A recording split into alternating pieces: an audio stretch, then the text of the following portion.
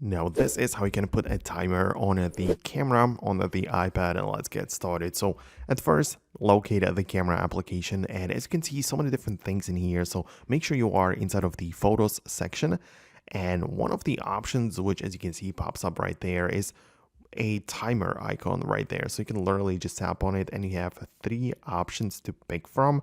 You have the 3 seconds, 5 seconds, and 10 seconds.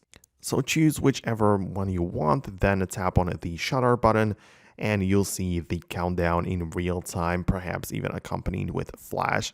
So that might be very useful as well. You can see, yeah, that it works relatively simply like that.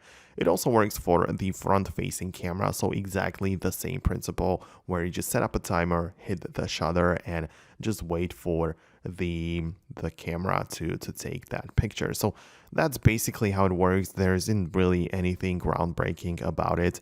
Obviously, there are some third-party apps for camera on the iPad which you can get that would replace the built-in camera, but do I think it's worth it? Probably not.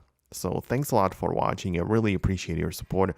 Hit the thumbs up for more tutorials like this one. Most definitely subscribe so you can stick around in the future as well. And I'm gonna see you next in the next videos.